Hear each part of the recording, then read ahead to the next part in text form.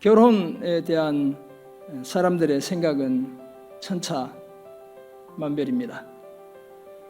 결혼에 대해 성경은 기본적으로 어떻게 말하고 있을까요? 창세기 2장에 따르면 결혼은 하나님께서 정하신 제도입니다. 하나님은 결혼을 통해 인류가 생육하고 번성함으로 하나님의 나라가 확장되어 가는 것을 기뻐하신 겁니다.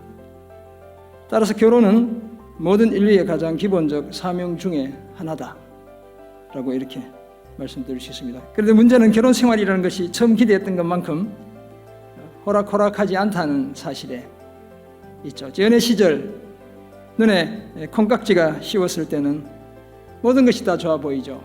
하지만 신혼여행만 가도 본색이 드러나기 시작하는 거예요. 그리고 같이 살다 보면 문제가 한둘이 아닙니다. 지금까지도 자기 중심적인 저의 언행 때문에 저희 아내가 늘 그렇게 얘기합니다. 내 편이 아니고 영원히 남편이어서 그래서 남편이다 이렇게 이야기하죠.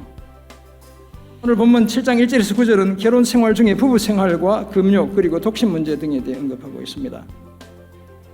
특별히 남편과 아내가 서로에 대한 의무를 충실히 이행할 것을 요청하고 있죠. 그래서 설교 제목을 서로에 대한 의무를 다하라 이렇게 제가 잡아보았습니다.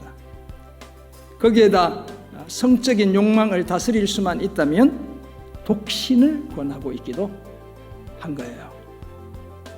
이런 내용을 전하는 오늘 본문을 통해 우리는 다음과 같은 몇 가지 사실을 발견하게 됩니다. 먼저 음행은 반드시 피해야 합니다. 왜냐하면 음행은 하나님의 창조 질서를 파괴하고 하나님과 정면으로 맞서는 심각한 죄이기 때문이죠.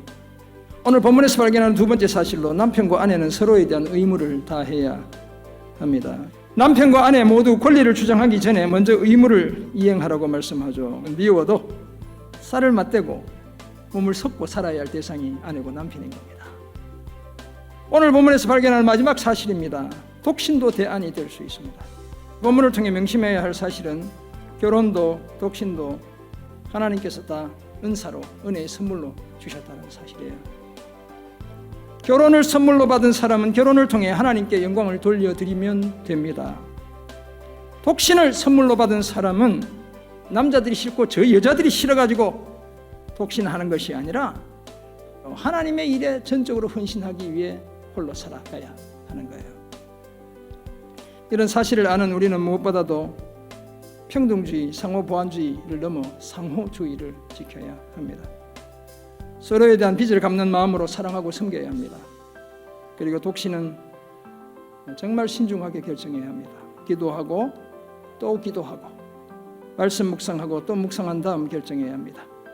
이런 삶을 통해 부부로서든 개인으로서든 하나님이 기뻐하시는 그래서 하나님께 영광 돌리는 복된 삶을 힘쓰는 우리 모두가 되기를 주님의 이름으로 축원합니다.